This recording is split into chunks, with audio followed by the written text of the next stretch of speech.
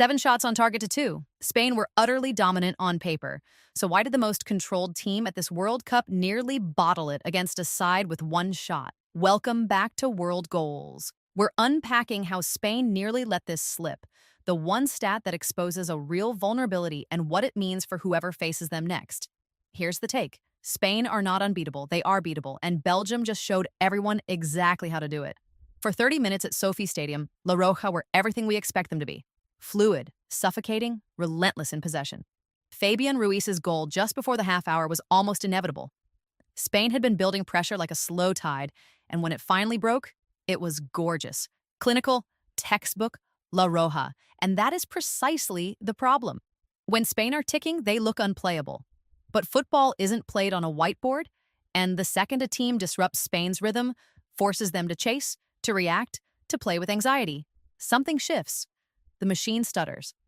7 shots on target, 2 for Belgium. On every metric, Spain dominated this match, but metrics don't score goals, moments do. And Spain, the supposed masters of control, handed Belgium a moment right before halftime. That changes everything about how we should read this result. Charles de Ketelaere.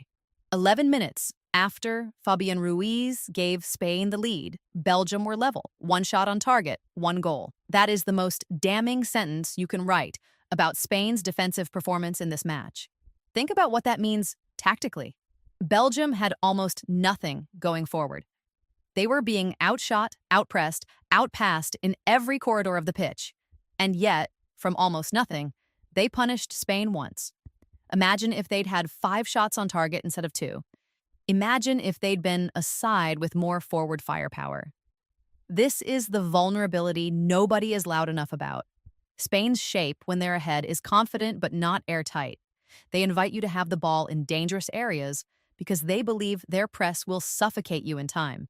But de Ketelaere showed that the gap between Spain's defensive line and their midfield press can be exploited in a single transition. 1 moment, 1 mistake, 1 goal, Spain won, Spain advanced. But this 41-minute equalizer is a blueprint. And you can bet the coaching staff watching from the next round has already rewound that clip 50 times. So what happened in the second half? That's where the real story gets interesting. Spain found their winner, they held on. And in the cold light of a 2-1 result, most pundits will file this under job done, move on. But here's what nobody is saying loudly enough.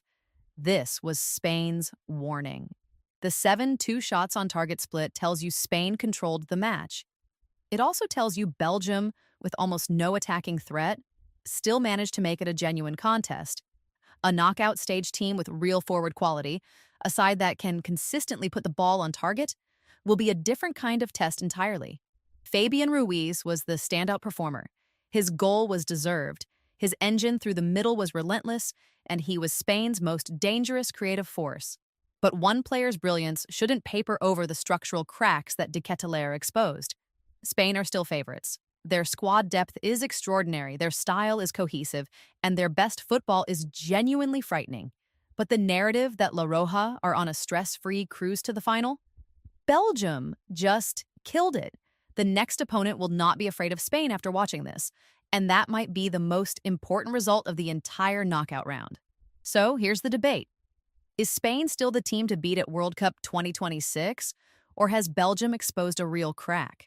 Drop your take in the comments. Share this with a fan who still thinks Spain are untouchable, and subscribe to WorldGoals for every breakdown that matters.